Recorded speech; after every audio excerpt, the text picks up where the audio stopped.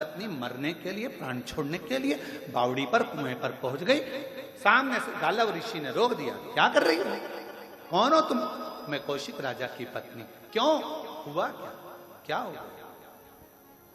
महाराज 35 साल हो गए मेरी शादी को, पर मेरा पति दिन में तो दिखता है पर रात में नजर नहीं आता। ना जाने कहां चले जाता है, दिखता भी नहीं है, ओझल हो जाता है, समझ नहीं आता क्या करूं। इतने में गालव ऋषि ने उस बेटी का सांत्वना देकर कहा, चल तू मेरे आश्रम में चल, मैं तुझे एक उपदेश देता हूं। आश्रम में ले गए, उसको फल दिया, खाने को बिठा दिया और कहा, क्यों चिंता करती है, क्या बात है? उसने कहा, बात केवल इतनी है, मेरी शादी को 35 साल हो गए, मेरा पति दिन में तो दिखता है पर रात में नजर नहीं। इतनी सी बात? हाँ, क्या नाम है तेरे पति का? राजा कौशिक मेरा पति।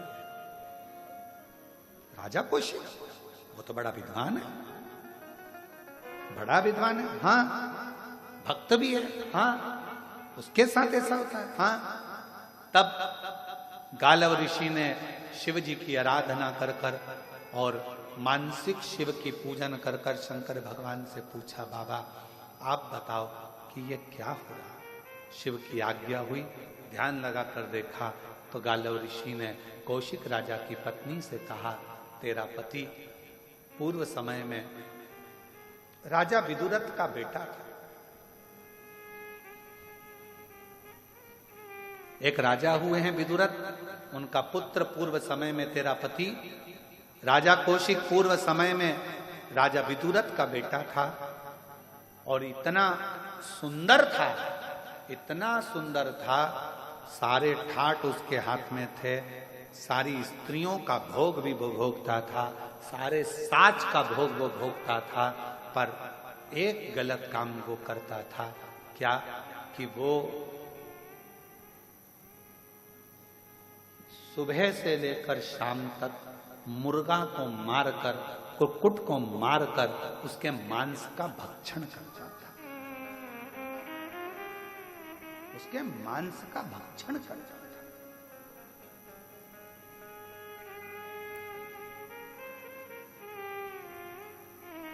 सारे कुक्कुट मारे जाने लगे।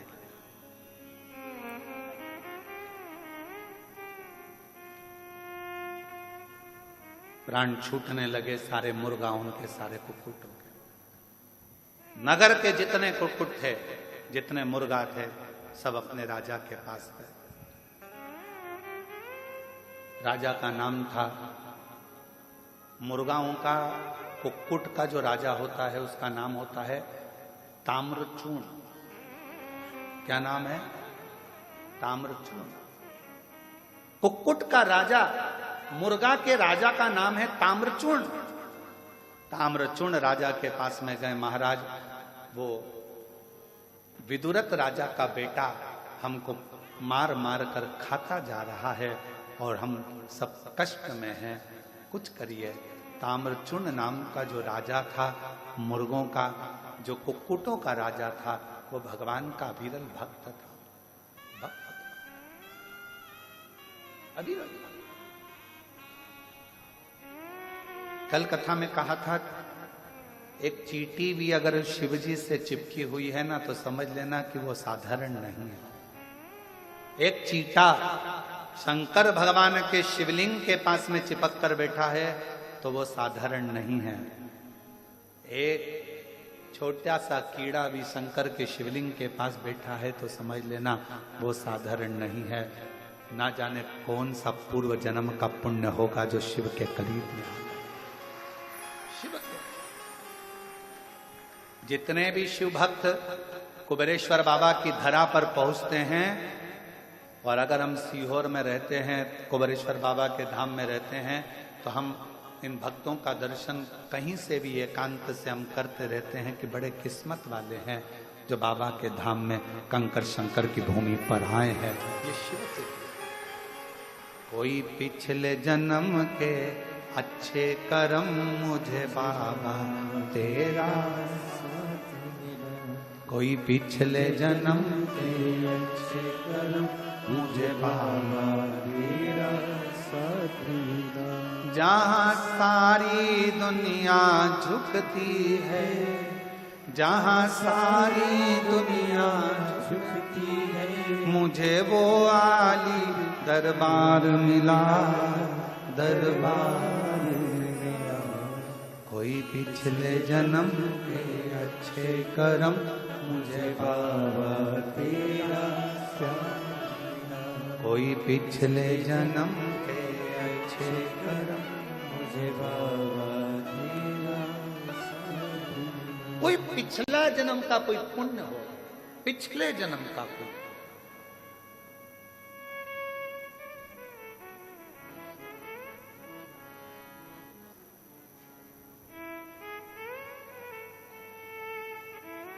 और पिछले जन्म का कोई पुण्य होगा जो आप शंकर जी के इस कुबेरेश्वर धाम में आकर बैठे।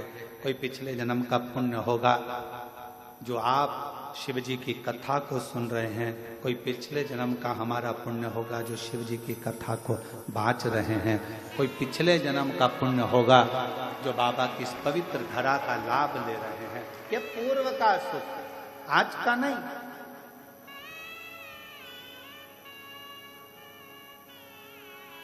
ताम्रचूर्ण मुर्गों का राजा, कुक्कुटों का राजा,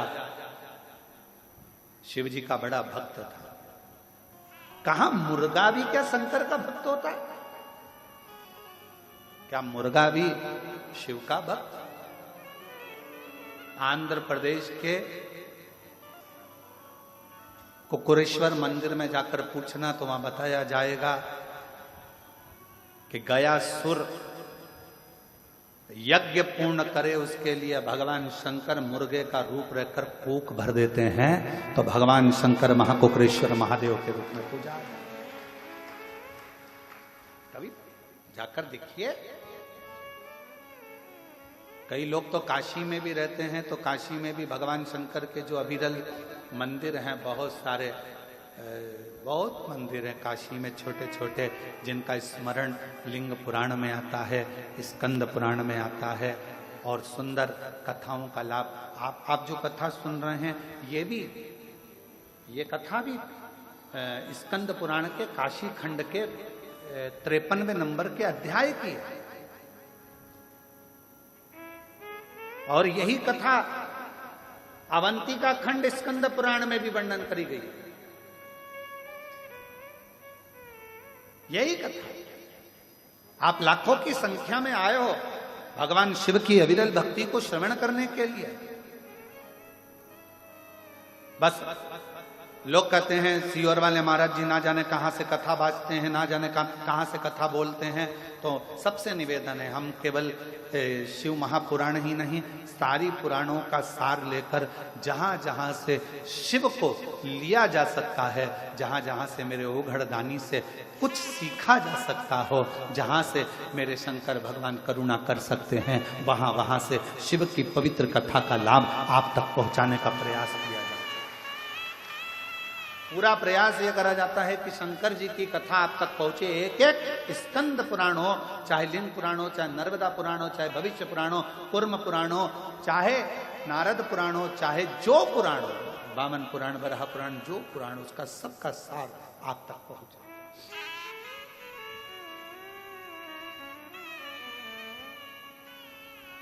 तो कहा ताम्रचूर्ण राजा, कुक्कुटों का राजा, मुर्गाओं का राजा, भगवान का उपासक था, और उस राजा के पास सूचना पहुंच गई कि ये विदुरथ नाम के राजा का बेटा तो हमको मार मार कर खाए जा रहा है और बहुत कष्ट दे रहा है, कुछ कृपा करिए, कुछ दया करिए, कुछ कृपा। गालव मुनि ने कहा रानी से, हे रानी, तभी उसी समय ताम्रचूर्ण राजा को क्रोध आ गया जो शिवजी के मंदिर से आ रहा था, जो शंकर की आराधना में डूबा रहता है, शिव की उपासना में डूबा रहता है, भगवान शंकर की आराधना में डूबा रहता है। धीरे धीरे धीरे धीरे शिव का अंश का भाव, उसमें एक अंश मात्र का शिव करुणा का भाव आने लगता